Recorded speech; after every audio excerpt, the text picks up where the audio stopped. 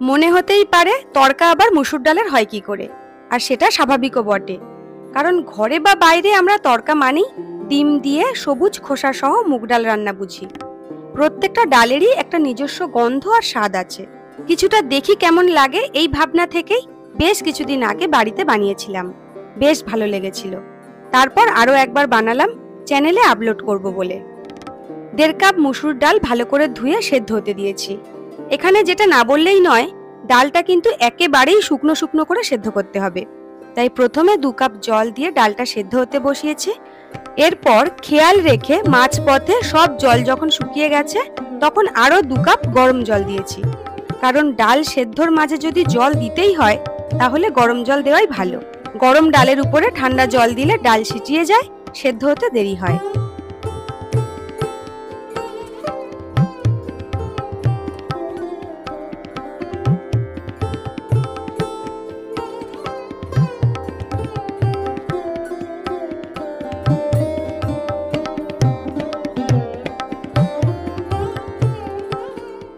দুটো ডিম সামান্য নুন দিয়ে ভেজে ঝুড়ো ঝুড়ো করে নিয়েছি।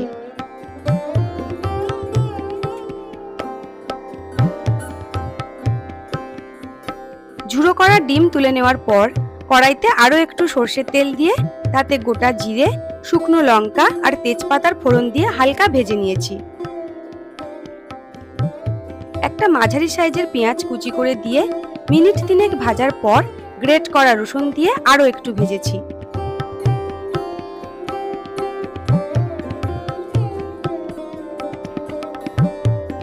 পেঁয়াজ রসুন যখন লাল হওয়া শুরু হবে তখন টমেটো টুকরো, চেরা কাঁচা লঙ্কা, নুন, চিনি, হলুদ আর কাশ্মীরি লঙ্কার গুঁড়ো দিয়ে 5 মিনিট কষিয়েছি।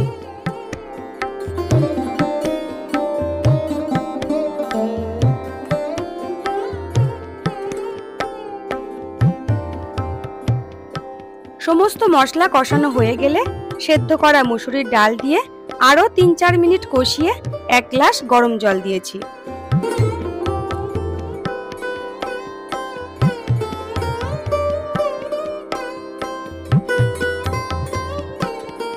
ঝুড়ো করে ভেজে রাখা ডিম এই সময়ে মিশিয়ে 7-8 মিনিট ফুটিয়েছি।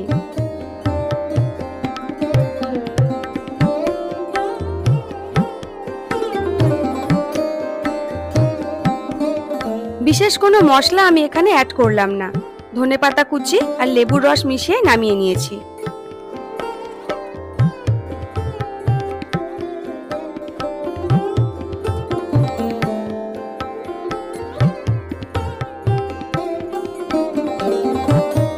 ডাল তড়কা বলতে আমরা যা বুঝি এটা তা নয়, এটা মুসুর ডাল দিয়ে বানানো।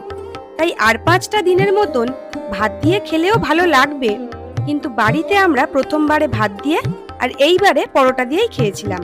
আমাদের কিন্তু পরোটা দিয়ে বেশি ভালো লেগেছে।